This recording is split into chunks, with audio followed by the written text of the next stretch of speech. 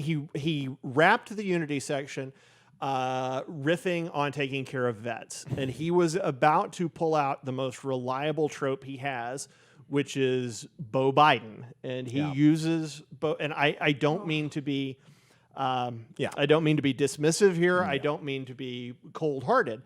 But he uses Beau Biden's death from cancer as a talking point. It's sad. And his armor. He's done it. And so he was setting up for that.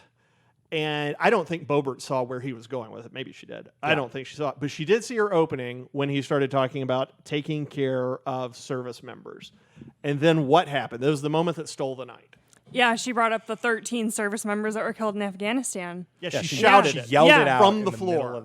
From the floor. Yeah. And there was silence, and then almost immediately boos. All over the place. And guess what? We do have a clip of that one. Do we? I believe. Let's see. I think we have a clip of that one. Many of the world's fittest and best trained warriors in the world, never the same.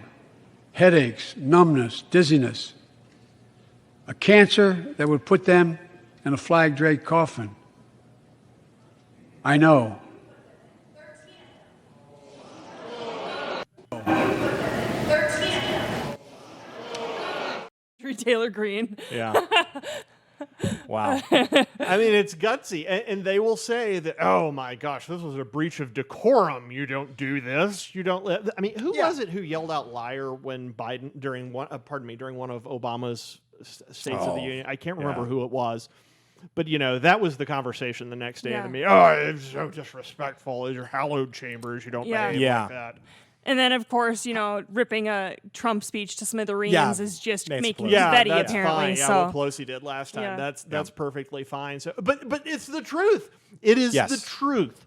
Biden put 13. Biden's unbelievably inept retreat from Afghanistan, and defeat in Afghanistan, resulted in 13 American service members lying in flag-draped coffins. The very thing he said we did not want to happen in that speech. Oh, yeah. And then at those funerals, or when they were being, brought back from their planes and everything, he checked his watch 3 times, during that whole procession. That was a huge thing in the news. And if Trump did that, it would have been all over. But because it's bumbling Joe, it doesn't matter.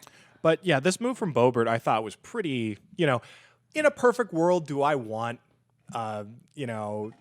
people to shout out during the State of the Union address, no matter what's said? Probably not. Sure. Maybe not. But just rhetorically, from a strategic standpoint, she took over the narrative of the night. And it was a brilliant move because everything, Joe Biden couldn't talk about anything because everything he's ever done has been a total and complete disaster. So the only thing people are going to remember is the fact they're going to be reminded about what he did in Afghanistan, which is his worst. That's when he really started tanking, was after that. So, and that set the stage. Again, we talked about it. He spent 25% of the speech on Ukraine. Afghanistan set the stage for that to happen. And she just reminded everyone of that. It really actually tied the entire thing together in a bow pretty nicely. All right, so that's almost all of the State of the Union. But before we go, we're going to leave you with Tara's favorite Biden gaffes. Oh, yeah. There are quite a few, but we have the top 3. So we'll play the first clip, add a little commentary, and just go through them. Yep. He may circle Kyiv with tanks, but he'll never gain the hearts and souls of the Iranian people. He'll never extinguish their love of freedom, and he will never weaken the resolve of the free world. As Sherrod Brown says, it's time to bury the label Rust Belt. It's time to see the what used to be called the Rust Belt become the home of a significant resurgence of manufacturing. And with all the bright spots in our economy,